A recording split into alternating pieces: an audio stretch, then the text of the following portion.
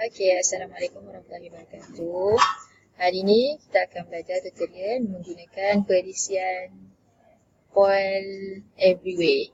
Okey, kita dah search, kita login, bila kita dah sign up lah. Okey, masuk username.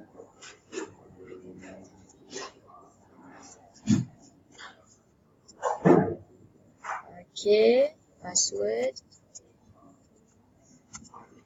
Okey.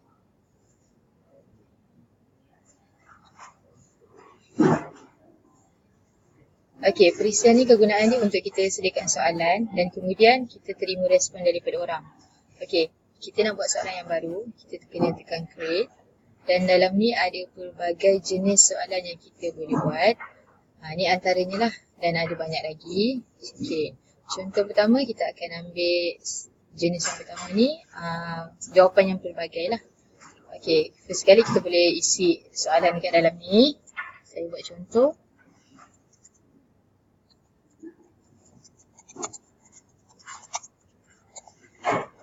Okey, dan kita buatkan pelbagai jawapan dia.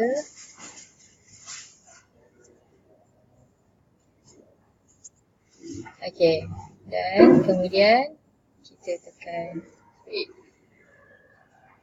Dan dia akan keluar. Okey, sebelum kita terima tu kita kena activate dulu supaya orang boleh buka kita punya ni dan boleh respon. Okey, ni adalah bentuk respon yang kita dapat. Maknanya kat sini jawapan yang nombor 6 ni adalah yang teramai daripada jawapan yang lain. Okey, bagi soalan yang kedua, kita tekan create dan kita pilih word cloud. Okey, bagi word cloud ni, kita hanya perlu menulis soalan dan orang lain akan bagi respon kepada kita punya soalan tadi lah. Okey, sebagai contoh, kita bagi soalan nama Rasul. Okey, dan kita tekan create. Okey. Okey, seperti yang kita dah buat ni, kita orang dah buat. Okey, dah ada.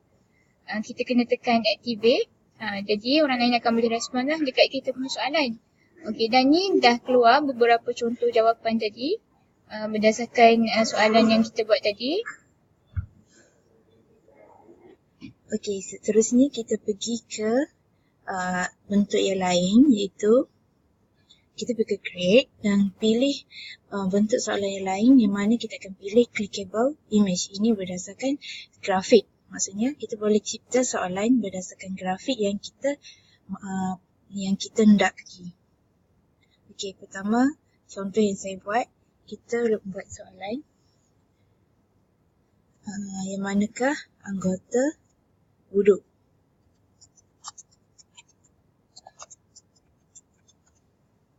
Okey, dan kita upload image, kita cari image yang kita hendak pilih dan kita tekan open untuk upload ke dalam soalan yang kita buat tadi.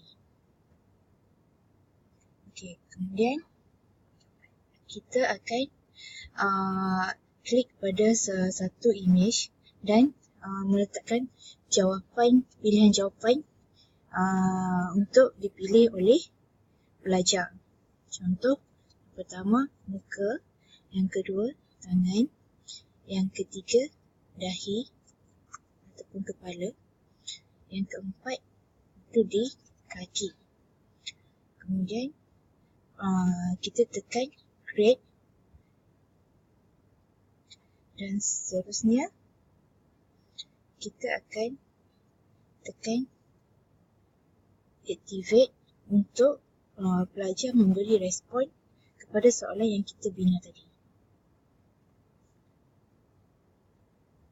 Okey, jadi kita boleh tengok pilihan yang pelajar dah pilih, jawapan yang pelajar dah pilih dekat yang butang hijau ni.